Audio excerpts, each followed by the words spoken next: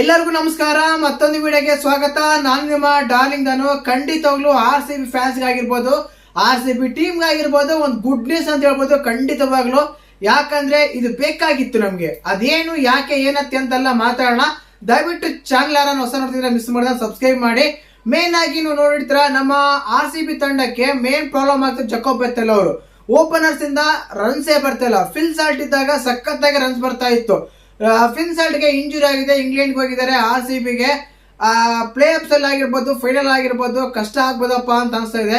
ಏನ್ ಗುರು ಇನ್ನು play offs ಆಗಿಲ್ಲ, ಅಲ್ಲ ಫೈನಲ್ ಬಗ್ಗೆ ಮಾತಾಡ್ತೀರ ಅಂತೆಲ್ಲ ಹೇಳ್ಬೇಡಿ. 100% RCB ಫಿನಾಲೆ ಹೋಗುತ್ತೆ ಗುರು, ಇದಂತೂ 100% ಸತ್ಯ. ಸರಿನಾ? ಇದ್ರ ಬಗ್ಗೆ ಮಾತಾಡ್ಬೇಕು ಅಂದಾಗ್ಲೇ ಒಂದು ಗುಡ್ ನ್ಯೂಸ್ ಏನಪ್ಪಾ ಅಂದ್ರೆ 100% ಫಿಲ್ ಸಾಲ್ಟ್ ಅವರು ಇಂಗ್ಲೆಂಡ್ ಇಂದ ಆ ಪ್ಲೇ ಆಫ್ಸ್ಗೆ ಆಡೋಕೆ ಖಂಡಿತವಾಗ್ಲೂ ಬಂದೇ ಬರ್ತಾರೆ ಅಂತ ಒಂದು ಮಾಹಿತಿ ಸಿಗ್ತಾ ಇದೆ. ಖಂಡಿತವಾಗ್ಲೂ 100% ಕೂಡ ಕರೆಕ್ಟ್, ಫೇಕ್ ನ್ಯೂಸ್ ಅಂತಲ್ಲ, ನಿಜ ನ್ಯೂಸನೇ. ಯಾಕೆಂದ್ರೆ ಫಿನ್ ಸಾಲ್ಟ್ ತುಂಬಾ ಅವಶ್ಯಕತೆ ಇತ್ತು ನಮಗೆ ಓಪನರ್ಸ್ ಆಗಿ. ಜಕೋಬ್ ಬೆಥೆಲ್ ಲಾಸ್ಟ್ ಒಂದು 5-6 ಮ್ಯಾಚ್ ನೋಡ್ಕೊಂಡ್ ಬಂದ್ರು ಕೂಡ ಅವರಲ್ಲಿ 150 160 ಸ್ಟ್ರೈಕ್ ರೇಟ್ ಮಾಡಿ ರೊಟೇಟ್ ಮಾಡಿ ನೋಡೇ ಇಲ್ಲ. 27 ಹೈಯೆಸ್ಟ್ ಸ್ಕೋರ್, ಅದು ಕೂಡ 27 ಬಾಲಿಗೆ ಹೊಡೆದಿದ್ರು, ಅದೇ ಹೈಯೆಸ್ಟ್ ರನ್. ಆದ್ರಿಂದ ಫಿನ್ ಸಾಲ್ಟ್ ಅವಶ್ಯಕತೆ ತುಂಬಾ ಇತ್ತು RCBಗೆ. ಅದ್ರ ಬಗ್ಗೆ ಈಗ ತಲೆ ಕಳಿಸ್ಕೊಳ್ಳೋ ಅವಶ್ಯಕತೆ ಇಲ್ಲ. ಪ್ಲೇ ಆಫ್ಸ್ ಮ್ಯಾಚ್ ಅಲ್ಲಿ ಫಿಲ್ ಸಾಲ್ಟ್ ಅವರು ಆರಾಮಾಗಿ ಅಕ್ಕಶವಾಗಿ ಅದ್ಭುತವಾಗಿ ಆಡ್ತಾರೆ ಅಂತ ಅನ್ಸುತ್ತೆ. ಖಂಡಿತವಾಗ್ಲು ಇದು ಒಂದು RCBಗೆ ಆಗಿರ್ಬೋದು, RCB ಫ್ಯಾನ್ಸ್ ಆಗಿರ್ಬೋದು ಗುಡ್ ನ್ಯೂಸ್ ಅಂತ ಹೇಳ್ಬೋದು. ಯಾಕಂದ್ರೆ ಫಿಲ್ ಸಾಲ್ಟ್ ಅವರು ಸಿಡಿದು ನಿಂತ್ರೆ ಯಾವ ರೀತಿ ಎಲ್ಲ ಆಟ ಆಡ್ತಾರೆ, ಯಾವ ರೀತಿ ಎಲ್ಲ ಪವರ್ ಪ್ಲೇ ಹೋಗುತ್ತೆ, ಸ್ಕೋರ್ ಯಾವ ರೀತಿ ಎಲ್ಲ ಹೋಗುತ್ತೆ ಅಂತ ನಮ್ಗೆಲ್ಲರಿಗೂ ಗೊತ್ತೇ ಇದೆ. ಆದ ಕಾರಣ ಅದು ಗುಡ್ ನ್ಯೂಸ್ ಅಂತ ಹೇಳ್ಬೋದು RCBಗೆ.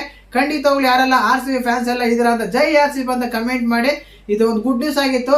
ಅದೇ ರೀತಿಯಾಗಿ ವಿರಾಟ್ ಕೊಹ್ಲಿ ಅವರು ಕೂಡ ಒಂದು ಫಿಟ್ನೆಸ್ ಬಗ್ಗೆ ಮಾತಾಡಿದ್ದಾರೆ. ನಿಜ ಹೇಳ್ಬೇಕಂದ್ರೆ ನಾನು ಫಿಟ್ನೆಸ್ ಬಗ್ಗೆ ತುಂಬಾ ಜನ ಮಾತಾಡ್ತಾರೆ, ಬಟ್ ಹಾಕಿ ಪ್ಲೇಯರ್ಗೆ ಕಂಪೇರ್ ಮಾಡ್ಕೊಂಡ್ರೆ ನಾನು 15% ಕೂಡ ಫಿಟ್ನೆಸ್ ಇಲ್ಲ ಅಂತೆಲ್ಲ ಹೇಳ್ತಾರೆ. ಒಬ್ಬ ವ್ಯಕ್ತಿ ಇನ್ನೊಬ್ರ ಹೋಲ್ತಾನೆ ನನ್ಗಿಂತ ಅವ್ರು ಚೆನ್ನಾಗಿದ್ದಾರೆ ಅಂದ್ರೆ ಒಂದು ಒಳ್ಳೆ ವ್ಯಕ್ತಿತ್ವ ಖಂಡಿತವಾಗ್ಲು ಅಲ್ಲ. ಇದಕ್ಕಿಂತ ಮುಂಚೆ ತುಂಬಾ ಸಲ ಇದೆಲ್ಲ ಆಗಿದೆ, ಅದು ಬೇರೆ ವಿಷಯ.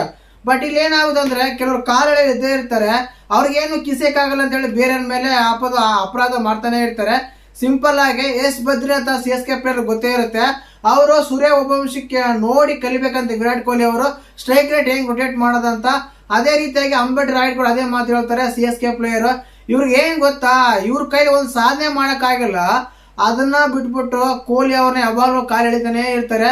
ಕಾರಣ ಏನಂದ್ರೆ ನಾವು ಮಾಡಿದವ್ರು ಮಾಡ್ಬಿಟ್ರಲ್ಲ, ದೊಡ್ಡ ಸೆಲೆಬ್ರಿಟಿ ಆಗ್ಬಿಟ್ರಲ್ಲ, ಒಂದು ಇರುತ್ತಲ್ಲ ಮನ್ಸಲ್ಲ, ಅದೇನಂತ ನೋಡು ಆ ರೀತಿ ಇರುತ್ತೆ. ಏನು ಮಾಡೋಕ್ಕಾಗಲ್ಲ ಕರ್ಕೊಂಡ್ರೆ.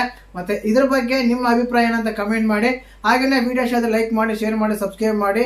ಜೈ ಹಿಂದ್, ಜೈ ಕರ್ನಾಟಕ ಮಾತು.